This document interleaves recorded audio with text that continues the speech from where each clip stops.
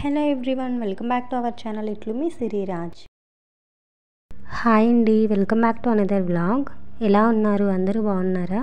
నేను కూడా బాగున్నాను. ఇది వచ్చేసి కార్తీక మాసం ఆఖరి సోమవారం రోజు వ్లాగ్ అండి. మేమైతే ఇవాళ మైపాడు బీచ్కి వెళ్తున్నామండి. అక్కడ శివాలయం కూడా ఉంది. ఇంకా గుడికి వెళ్ళి దీపం పెట్టుకుందాము అని చెప్పనేసి అయితే వెళ్తున్నాము. అలాగే కార్తీక మాసంలో సముద్ర స్నానం చేస్తే మంచిదంటారు కదా. మేమైతే ఇప్పటి వరకు వెళ్ళలేదు. ఇంకా అందుకని అక్కడ గుళ్ళో దీపం పెట్టినట్టు ఉంటుంది, అలాగే సముద్ర స్నానం చేసినట్టు ఉంటుంది కదా అని చెప్పని ఇవాళ అయితే వెళ్తున్నాము. నెల్లూరు టు మైపాడు వెళ్ళేటప్పుడు అయితే ఇలాగా రోడ్డు పక్కన పచ్చటి పంట పొలాలు, కొబ్బరి చెట్లతో చూడ్డానికి చాలా బాగుంటుందండి. ప్రకృతిని ఇష్టపడే వాళ్ళైతే ఈ జర్నీని చాలా ఎంజాయ్ చేస్తారు. ఇక్కడ మేము వచ్చేసి ఆటోలో వెళ్తున్నామండి. సో సరిగా వీడియో తీయడం కుదరలేదు, కానీ డైరెక్ట్గా చూస్తే మాత్రం చాలా బాగుంటుంది. మేమైతే ఇక్కడ 5కి స్టార్ట్ అయ్యాము. అక్కడికి వెళ్ళేసరికి అయితే 6 అయింది టైము. 1 అవర్ జర్నీ ఉంటుందన్నమాట. ఇక్కడ వీడియోలో అయితే నేను కొంచెం లైటింగ్ పెంచేసరికి అలా కనిపిస్తుంది, కానీ మేము వెళ్ళేసరికి చీకటి పడిపోయింది. ఇంకా అక్కడ ఎక్కువ మంది కూడా లేరనమాట. ఈ టైంలో ఎక్కువ అయితే రారు కదా. అలలు అయితే చాలా ఎక్కువగా వస్తున్నాయి. ఇంకా నేనైతే వాటర్లోకి వెళ్ళలేదులేండి, కొంచెం దూరంగానే నించుని ఉన్నాను.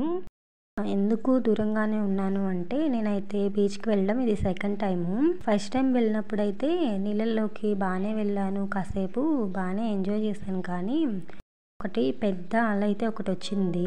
ఇంకా అలలు అయితే బాగా ఫోర్స్గా వస్తుంటాయి కదా. నా చేతిలో మొబైల్ ఉంది, మొబైల్లోకి అంతా వాటర్ వెళ్ళిపోయి మొబైల్ ఆఫ్ అయిపోయింది అనమాట.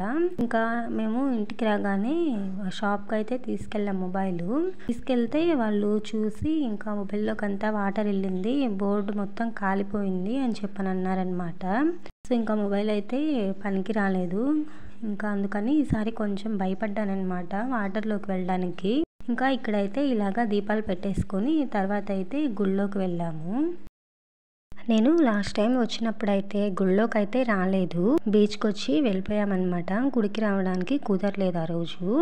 గుళ్ళోకి రాగానే ఎదురుగా ఇలాగా ఒక పెద్ద శివలింగం ఉంటుంది, అలాగే పక్కనే ఇలాగా శివుడి విగ్రహం అయితే ఉంటుంది. ఈ విగ్రహం దగ్గర అంతా కూడా అందరూ దీపాలు వెలిగించున్నారు. ఉదయం టప్పుడు ఇక్కడ గుడికి వచ్చాము అంటే ఈ శివలింగానికి అభిషేకం కూడా చేసుకోవచ్చు. ఇప్పుడైతే చేయడం లేదు. తర్వాత లోపలికి వచ్చాము అంటే ఇక్కడ జ్యోతిర్లింగాలు ఉంటాయి. మేము వచ్చేసరికి బాగా లేట్ అయింది అని చెప్పాం కదా. ఇక్కడైతే ఇవన్నీ కూడా క్లోజ్ చేసేసి ఉన్నారు. ఇంకొక దగ్గర ఓపెన్ చేసి ఉంటే అక్కడైతే దండం పెట్టుకుని ఆ తర్వాత అయితే శివుడి దగ్గర దర్శనం చేసుకున్నాము. కార్తీక మాసం అంతా కూడా గుడికి వెళ్ళి దేవుణ్ణి దర్శించుకోవడం, దీపాలు పెట్టడం, పూజలు ఇలాగా చాలా ప్రశాంతంగా గడిచిపోతుంది.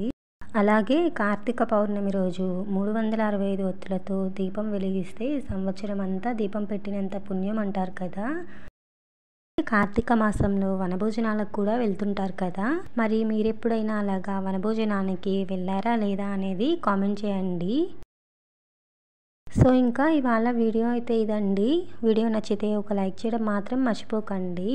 అలాగే వీడియో ఎలా అనిపించింది అనేది కామెంట్ చేయండి. అండ్ ఛానల్ని ఫస్ట్ టైం చూస్తున్నట్లయితే సబ్స్క్రైబ్ చేసుకొని బెల్ ఐకాన్ క్లిక్ చేయడం మాత్రం మర్చిపోకండి. Thank you for watching.